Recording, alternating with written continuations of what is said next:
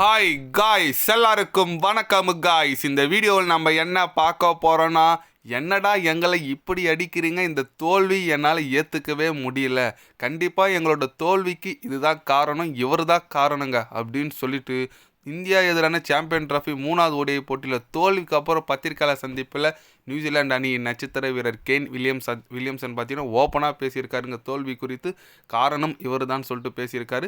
அவர் என்ன பேசினார், ஏது பேசினார் சொல்லிட்டு வீடியோவில் டீட்டெயில்டாக பார்க்கலாம். அதுக்கு முன்னே நீங்கள் நம்ம சேனலுக்கு புதுசாக வந்திருந்தீங்கன்னா ஒரு சப்ஸ்கிரைப் மட்டும் பண்ணிவிட்டு வாங்க, வீடியோக்குள்ளே போகலாம். ஆமாங்க, நியூசிலாந்து அணி பார்த்தீங்கன்னா 44 ரன் வித்தியாசத்தில் தோத்துட்டாங்க நம்மக்கிட்ட. கண்டிப்பாக இந்திய அணி செமிஃபைனலில் ஆஸ்திரேலியாவை எதிர்கொள்கிறாங்க. தோல்விக்கு பிறகு கேன் வில்லியம்சன் என்ன சொன்னார்னு கேட்டிங்கன்னா, உலகத்திலே பெஸ்ட்டு ஸ்பின்னர்ஸ் கொண்ட ஒரே அணி இந்தியா தான் நான் சொல்லுவேன். முதலிடத்தில் அவங்க தான் இருக்காங்க. நல்ல குவாலிட்டியான ஸ்பின்னர்ஸ் வச்சுருக்காங்க.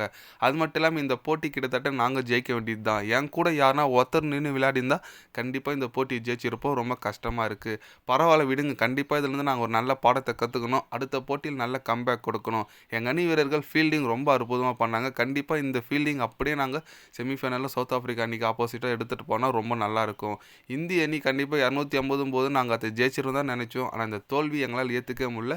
இந்திய அணி பந்து வீச்சாளர்கள் ரொம்ப அற்புதமாக போட்டாங்க. என்னோட வாழ்த்துக்கள் சொல்லிக்கிறேன். கண்டிப்பாக நாங்கள் கம்பேக் செமிஃபைனலில் கொடுத்தே ஆக வேண்டும் அப்படின்னு சொல்லிட்டு கேன் வில்லியம்சன் பார்த்தீங்கன்னா செமையாக பேசியிருக்காருன்னு சொல்லலாங்க. ஆனால் அவர் சொன்னதில் ஒரு பாயிண்ட், அந்த ஃபீல்டிங்னு ஒரு வார்த்தை சொன்னார் பாருங்கள், 100% ஷோருங்க. என்ன ஃபீல்டிங்க, செமையாக இருந்துச்சு. போலிங் சூப்பராக போட்டாங்க. அதுக்கேற்ற மாதிரி சரியான ஃபீல்டிங், நிறைய ஃபீல்டிங்லேயே ரன்லாம் சேவ் பண்ணாங்க. அதனால் கண்டிப்பாக இந்திய அணிக்கு ஒரு 280 290 போக வேண்டிய ஸ்கோரை கம்மி பண்ணி நிற்க வச்சாங்கன்னு சொல்லலாங்க. அந்தளவுக்கு ஃபீல்டிங்கு.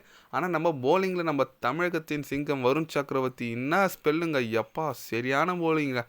ஒன்றுமே பண்ண முடியல. நியூசிலாந்து ஸ்பின்னர்ஸ் எப்படி ஆடுறதுனே தெரிலங்க. அந்த அளவுக்கு செமையாக திணற வச்சிட்டாரு சொல்லலாம்.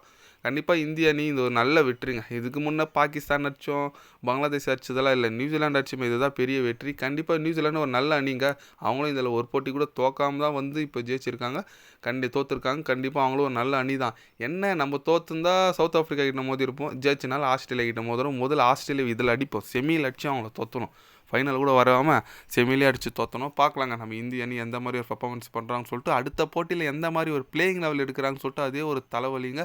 ஏன்னு கேட்டிங்கன்னா வருண் சக்கரவர்த்தி சூப்பராக போட்டார். 4 ஸ்பின்னர் வச்சு வேறு விளையாடினாங்க இந்த மேட்ச்சில். வருண் சக்கரவர்த்தி, குல்தீப் யாதவ், ரவீந்திர ஜடேஜா, அக்சர் பட்டேல் சொல்லிட்டு, அதனால் ஒரு ஸ்பின் கோட்டையே இருக்குது. அப்புறம் ஹர்திக் பாண்டியா, முகமது ஷமி ஒரு டீசெண்டாக போட்டாங்க. அதனால் ஒரு அடுத்த போட்டியில் இதே 4 ஸ்பின்னரோட களம் இறங்குவாங்களா, இல்லை அஷித் ராணாவை மீண்டும் எடுத்துகிட்டு வருவாங்களா, இதுதான் இருக்கிற கேள்வி.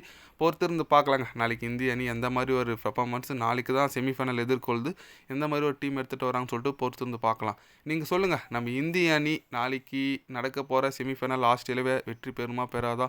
உங்களோட கருத்துக்கள் என்னன்னு சொல்லிட்டு மறக்காமல் கமெண்டில் கொஞ்சம் சொல்லுங்கள். இது போன்ற ஸ்போர்ட்ஸ் நியூஸாக தெரிஞ்சுக்கிறனா சேனலை சப்ஸ்கிரைபர் லைக் ஒன்று பண்ணிக்கிங்க. கண்டிப்பாக கிரிக்கெட் பற்றி day by day channel update வரும்.